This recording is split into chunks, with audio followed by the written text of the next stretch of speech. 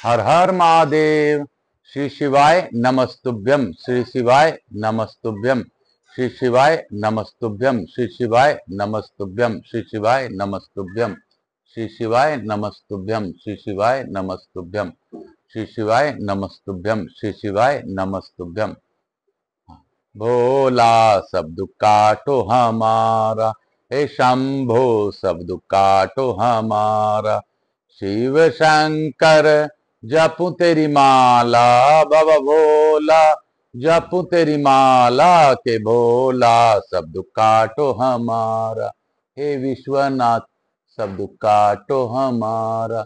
हे काशीपति आदिनाथ सब दुख काटो हमारा। विशेश्वर नाथ सब दुख काटो हमारा। शिव शंकर जपू तेरी माला, बाबा भोला जपू तेरी माला के भोला सब दुख काटो हमारा। हे विशेश्वर नाथ सब दुख काटो हमारा। हे काशीपति अधिनाथ सब दुख काटो हमारा।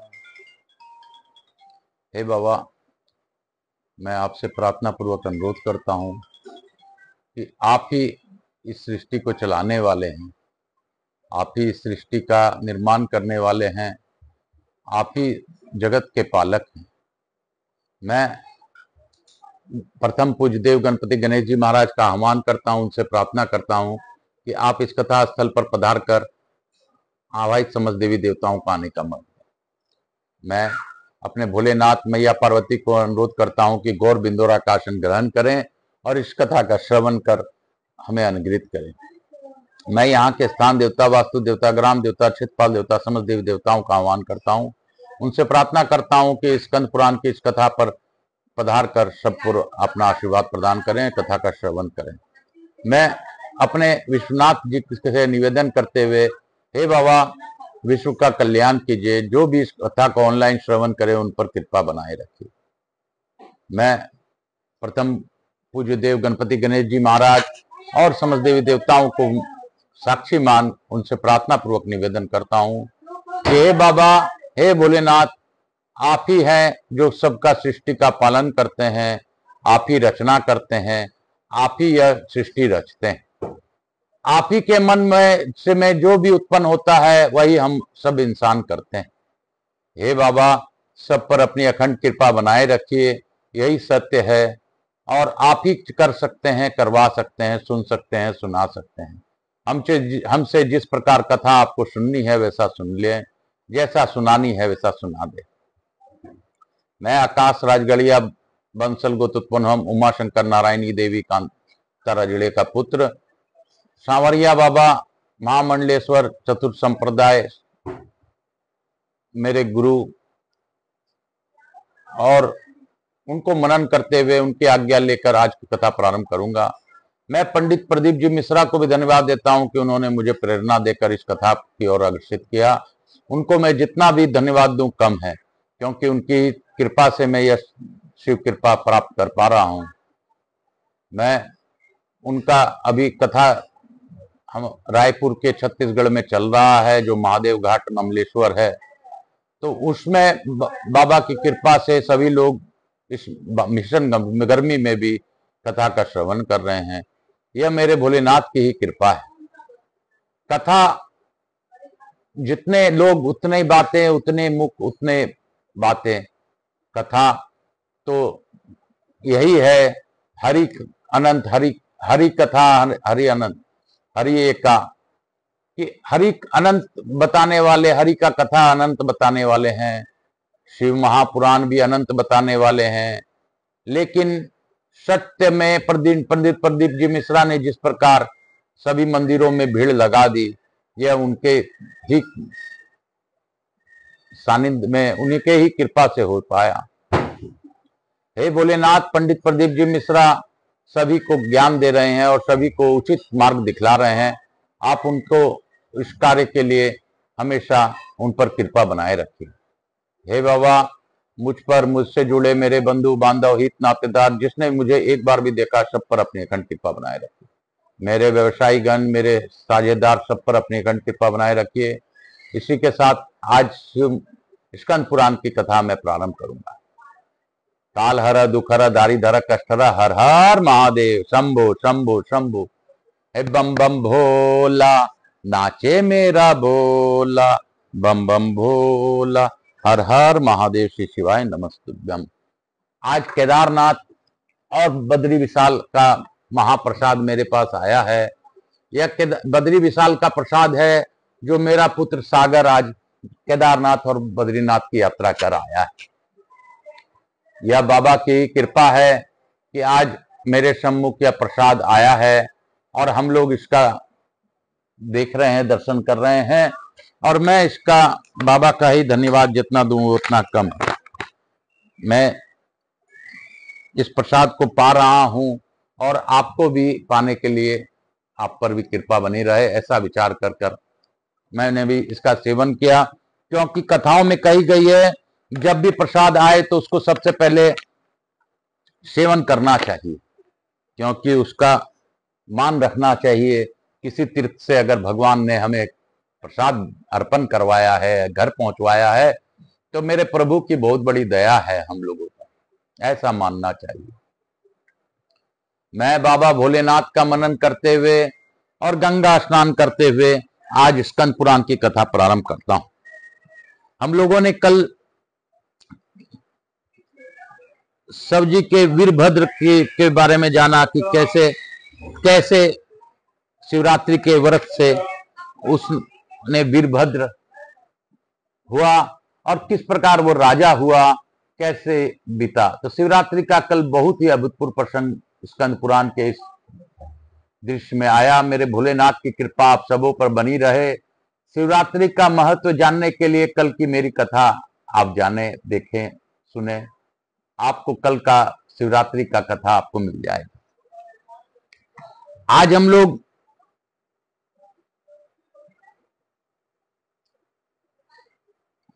कुमारिका खंड में प्रवेश करेंगे। इसके साथ ही कुमारिका खंड का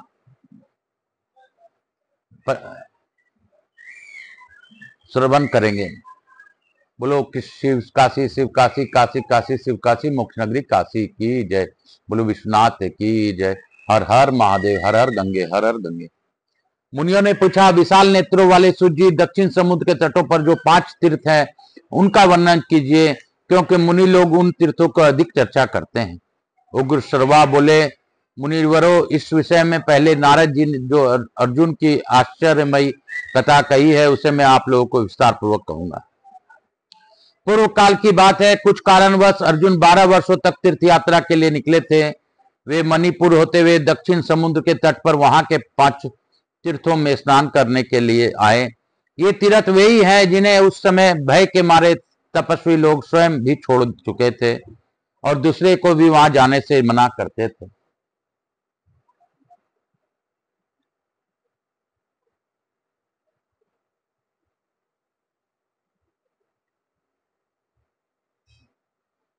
दूसरे को भी वहां जाने से मना करते थे।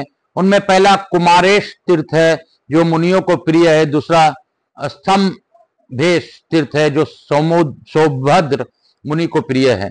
तीसरा वक्रेश्वर तीर्थ है जो इंद्र पत्नी सची को प्रिय लगती है और बहुत उत्तम है। चौथा महाकालेश्वर तीर्थ है जो राजा करंदम को अधिक प्रिय है। इसी प्रकार 5वां सिद्धदेश नामक तीर्थ है जो महर्षि भारद्वाज को विशेष प्रिय है। कुरुक्षेत्र अर्जुन ने इन 5 तीर्थों का दर्शन किया जिन्हें तपस्वियों ने त्याग दिया था। वास्तव में वे 5 तीर्थ महान पुण्य के जनक थे। अर्जुन ने नारद आदि महामुनियों का दर्शन करके उनसे पूछा, महात्माओं, ये तीर्थ तो बड़े ही सुंदर और अद्भुत प्रभाव से युक्त हैं, तो भी ब्रह्मवादी मुनियों के ने सदा के लिए इनका परित्याग क्यों कर दिया? तपस्वी बोले, कुरुनंदन, इन तीर्थों में 5 ग्रह निवास करते हैं जो तपस्वी मुनियों को जल में खींच ले जाते हैं, इसलिए ये तीर्थ त्याग दिए गए हैं। यह सुनकर महाबाहु अर्जुन ने समुद्र के तट पर उन तीर्थों में जाने का विचार किया।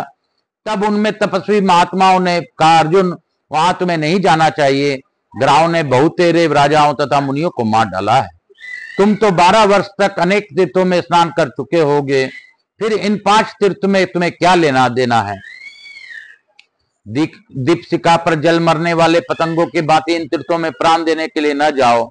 अर्जुन ने कहा, मुनीश्वरों, आप लोगों का दयालु स्वभाव है, आपने तो सार बताई है, वह ठीक है, तथापि आपने और से भी सेवा में कुछ निवेदन करता हूं।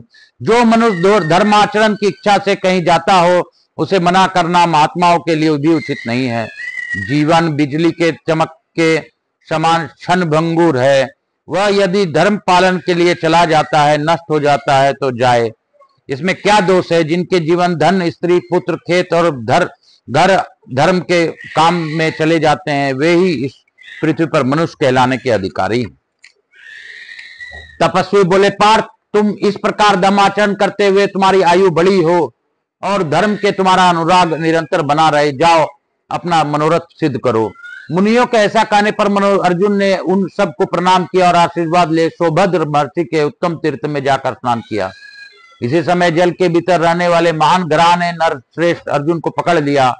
महाभाव अर्जुन बलवानों में श्रेष्ठ थे, वे जोर जोर से फड़कते हुए उसे जलचर जीव को बलपूर्वक लिए दिए जल से बाहर निकाल आए। जो ही उस खींचकर वे बाहर लाए, वह ग्रह समस्त आभूषणों से विभूषित कल्याणमयी नारी के रूप में परिणत हो गया। इसका रूप दिव्य था, वह मन को मोह लेने वाली थी। उस समय अर्जुन ने उससे पूछा, कल्याणी, तुम कौन हो? जल में विचरने वाली मकड़ी का रूप तुम्हें कैसे मिला? ऐसा महान पाप तुमने क्यों किया? नारी बोली, कुंती नंदन, में देवताओं के नंदन वन में निवास करने वाली अप्सरा हूं। मेरा नाम वर्चा है। यहाँ मेरी 4 सखियां और मैं हैं, वे सभी सुंदरी इच्छानुसार गमन करने वाली हैं। एक दिन उन सबको साथ लेकर मैं देवराज इनके भवन में चली और वह एक वन में पहुंचकर मैंने देखा कोई ब्राह्मण देवता के लिए एकांत में बैठकर स्वाध्याय कर रहे हैं। उनका रूप बड़ा सुंदर है, वीरवर उनकी तपस्या से तेज से वह सारा वन प्रकाशित हो रहा था। वे सूर्य की भांति उस समस्त प्रदेश को अलौकिक कर रहे थे। उन्हें देखकर उनकी तपस्या में विघ्न डालने की इच्छा से वहां उतर आ गई। मैं शोर भई, शामई, बुदबुदा और लता सब एक ही साथ उन ब्राह्मण देवता के समीप पहुंची तथा गाती और खेलती हुई उन्हें लुभाने का चेष्टा करने लगी। वीर, यह सब करने पर भी उन्होंने अपना मन हमारी ओर नहीं आने दिया। वे महातेजस्वी ब्राह्मण निर्मल तपस्या में स्थित थे। हमारी अनुचित चेष्टाओं से कुपित होकर उन्होंने हम सबको श्राप दे दिया। अरे तुम सब लोग 100 वर्षों तक जल के भीतर ग्राह बनकर रहो। यह श्राप सुनकर हम लोग अत्यंत व्यथित हो उठे और उन्हें तपस्वी ब्राह्मण को शरण में गई। हमने प्रार्थना पूर्वक कहा, विप्रवर, हम सबके बड़ा अनुचित किया है, फिर भी आप हमारे अपराधों को क्षमा कर देने योग्य हैं। मुने, आप धर्मज्ञ हैं। ब्राह्मण सब प्राणियों में प्रति मित्र भाव रखने वाला बताया गया है। मनीषी महात्माओं का यह वचन सुन सत्य हो, साधु पुरुष शरणागतों की रक्षा करते हैं। हम सब आपकी शरण में आए हैं, अतः कृपा पूर्वक हमें क्षमा कर दें। सूर्य और चंद्रमा के समान तेजस्वी वे धर्मात्मा ब्राह्मण सदा कल्याणमय कर्म करने वाले थे। अप्सराओं के प्रार्थना करने पर उन्होंने उन पर कृपा की और उस प्रकार कहा, देवियों, यदि लोग अपने सिर पर खड़ी हुई मृत्यु को देख लें तो उन्हें भोजन भी न रुचे, फिर पाप में प्रवृत्ति तो हो ही कैसे सकती है। आओ, सब रत्नों में बढ़कर अत्यंत दुर्लभ इस मनुष्य जन्म को पाकर स्त्रियों के मोह में फंसे हुए कुछ नीच मनुष्य इसे तिनके के समान गवा देते हैं। यह कितने आश्चर्य की बात है। हम पूछते हैं, तुम लोगों का जन्म किस लिए हुआ है अथवा इससे उससे क्या लाभ है? अपने मन के विचार करके उसका उत्तर दो। हम स्त्रियों की निंदा नहीं करते जिनके सबका जन्म होता है, केवल उन पुरुषों की निंदा करते हैं जो स्त्रियों के प्रति उच्छल है, मर्यादा का उल्लंघन करके उनके प्रति आसक्त है। ब्रह्मा जी ने संसार की सृष्टि बढ़ाने के लिए स्त्री पुरुष के जोड़े का निर्माण किया है, अतः इसी भाव से स्त्री पुरुष को मिथुन धर्म का पालन करना चाहिए। इसमें कोई दोष नहीं है, परंतु इतना ध्यान रखना चाहिए कि जो नारी अपने बंधु बांधवों द्वारा ब्राह्मण और अग्नि के समय शास्त्रीय विधि से अपने को दी गई हो, उसी के साथ सदा गृहस्थ धर्म का पालन करना श्रेष्ठ माना गया है। इस प्रकार प्रयत्न पूर्वक शास्त्र मर्यादा के अनुकूल चलाया जाने वाला अपना गृहस्थ उत्तम तथा महान गुणकारक हो सकता है। जो गृहस्थी शास्त्र मर्यादा के अनुसार नहीं चलाई जाती, वह दोष का कारण भी हो सकती है। 5 मुखों वाला नगर में जिसके द्वारों पर 11 योद्धा पहरा देते हैं, जो पुरुष अपनी स्त्री और अनेक संतानों के साथ मौजूद है वह चेतन कैसे हो जाता है? स्त्री के साथ संयोग इसलिए किया जाता है कि उसमें पुत्र उत्पन्न होकर पंच यज्ञ आदि कर्म द्वारा संपूर्ण विश्व का उपकार कर सके। किंतु हाय मनुष्य उस पवित्र संयोग को किसी और भी भाव से ग्रहण करते हैं। छह धातुओं का सारभूत जो वीर्य है उसे अपने समान वर्ण वाली स्त्री को छोड़कर अन्य किसी निंदित योनि में यदि कोई छेड़ता है तो उसका लिए यमराज ने ऐसा कहा है, पहले तो वह अन्न का द्रोही है, फिर आत्मा का द्रोही है, फिर पितरों का द्रोही है तथा अन्न तो गत्वा संपूर्ण विश्व का द्रोही है। ऐसा पुरुष अंत काल तक अंधकार पूर्ण नरक में पड़ा रहता है। देवता, पितर, ऋषि, मनुष्य, अतिथि तथा संपूर्ण भूत प्राणी मनुष्य के सारे जीविका चलाते हैं। अतः प्रत्येक मनुष्य को उचित है कि वह इन पांचों का उपकार करके लिए सदा उद्धत हो रहे। जो मन, वाणी, जिह्वा, हाथ और कान को अपने वश में करके जितेंद्रिय हो गया है उसे हंस तीर्थ कहते हैं। उससे भिन्न जो अजितेंद्रिय पुरुष है वे सब काक तीर्थ हैं। जो तमोगुणी मनुष्य काक व्रत आचरण करने वाले मनुष्य में काक तीर्थ में हंस बुद्धि में से रमन करते हैं, उनमें देवताओं का क्या प्रयोजन है, यह ध्यान देकर सोचने की बात है। इस प्रकार संसार का जो निर्माण हुआ है उसे हृदय के भीतर स्मरण रखने वाले पुरुष मन त्रिलोकी का राज्य पाने के लिए भी कैसे पाप में प्रवृत्त हो सकता है? अप्सराओं, अन्याय मनुष्यों की कर्मों के जो यह शास्त्र द्वारा ज्ञात होने वाली परिणाम है उसे मैंने यमलोक में प्रत्यक्ष देखा है, फिर मुझे कैसा मोह हो। तुम लोग वन में जल के भीतर ग्राह होकर रहोगी और उसमें स्नान के लिए आने वाले पुरुषों को पकड़ोगी। कुछ वर्षों तक इस जीवन में रह कर लेने के पश्चात जब कोई श्रेष्ठ पुरुष तुम्हें जल से बाहर स्थल पर खींच ले जाएगा तब तुम पुनः अपना यह स्वरूप प्राप्त कर लोगी। मैंने पहले कभी हंसी से में भी झूठ बात नहीं कही है। जैसे निंदित पेय पदार्थों को पीने अथवा शुद्ध वस्तु को छूने की शुद्धि प्रायश्चित से होती है, उसी प्रकार इस साप को भोग लेने से ही तुम्हारी उत्तम शुद्धि हो सकती है। स्त्री बोली, तदंतर उन ब्राह्मण देवताओं को प्रणाम करके हमने उनकी परिक्रमा की और उस स्थान से दूर हटकर अत्यंत दुखित हो हम बड़ी चिंता में पड़ गई। सोचने लगी किस उपाय से थोड़े ही समय में हम सब इस पृथ्वी मनुष्य के समीप जा सकते हैं जो पुनः हमें अपने स्वरूप की प्राप्ति करा देगी। 2 घड़ी तक इस प्रकार चिंता करने के पश्चात हम बड़ भागनी ऋषियों ने वहां सोता आए हुए देवऋषि नारद जी को देखा। तब उन्हें प्रणाम करके उदास मुख से हम लोग खड़ी हो गई। नारद जी ने हमारे दुख का कारण पूछा। उनके पूछने पर हमने सब वृतांत ज्यों का त्यों कह सुनाया। सुनकर वे सब प्रकार बोले, दक्षिण के में समुद्र के किनारे जो परम पवित्र और सुंदर 5 तीर्थ है वही तुम सब लोग सिद्ध चली जाओ। वहां सिद्ध शुद्ध चित वाले नर श्रेष्ठ पांडु नंदन अर्जुन तुम सबको इस दुख से छुटकारा दिलाएंगे। वीरवर देवऋषि नारद जी की वह बात सुनकर हम सब सखियां यहीं आ गई थी। अब तुम उनके बात सत्य करने योग्य हो। तुम्हारे जैसे साधु पुरुषों का जन्म दिन दुखियों को भलाई करने के लिए ही होता है। वर्चा की यह बात सुनकर पांडु कुमार अर्जुन ने बारी बारी सब तीर्थों में स्नान किया और ग्राह बनी हुई सब अप्सराओं का कृपा पूर्वक उद्धार कर दिया। तदंतर वे सब अप्सराएं वीर अर्जुन को आकाश में को प्रणाम कर तथा उन्हें अनेक आशीर्वाद देकर आकाश में उड़ गई। बोलो शंकर भगवान की जय, बोलो शंकर भगवान की जय, बोलो मेरे भोलेनाथ की जय। बोलो बम बोलो बम बोलो बम बोलो बम बोल बम बोल बम। मैं गुरु आज्ञा लेकर आज की कथा को यहीं पे विराम दूंगा और आप सबों को मनन करते हुए फिर से प्रार्थना करूंगा कि आकाश राजगढ़िया यूट्यूब चैनल को ज्यादा लोगों तक पहुंचाइए, सुनिए, सुनाइए और अपने एक काम शिव कृपा के लिए आप कर दीजिए। शिव ही है जो सबका कार्य करते हैं। हम में कोई ताकत नहीं है कि हम कुछ भी कर सकें, लेकिन शिव कार्य के लिए आप लाठी लगाइए, लोगों को जोड़िए। काल हर दुख हर दारी धर कष्ट हर, हर हर महादेव, श्री शिवाय नमस्तुभ्यम, श्री शिवाय नमस्तुभ्यम। इसके साथ ही हम लोग लघु आरती करेंगे और आज की कथा को यहीं पे विराम दूंगा। कपूर गौरम करुणावतारम संसार सारम भुजगेंद्रहारम सदा वसंतम हृदयारविंदे भवम भवानी सहितम नमामि। श्री राम जय राम जय जय राम, प्रभु राम श्री राम जय राम जय जय राम, प्रभु राम श्री राम जय राम जय जय राम। यहाँ के स्थान देवता, वास्तु देवता, ग्राम देवता, क्षेत्रपाल देवता, समस्त देवी देवताओं को मनन करते हुए, ध्यान करते हुए मैं प्रार्थना पूर्वक अनुरोध करता हूँ कि आप प्रसन्न होइए। हे स्कंद देवता आप प्रसन्न होइए, हे स्कंद पुराण महादेवता आप प्रसन्न होइए। यहाँ के स्थान देवता, वास्तु देवता, समस्त देवी देवताओं आपसे अनुरोध करता हूँ आप प्रसन्न होइए।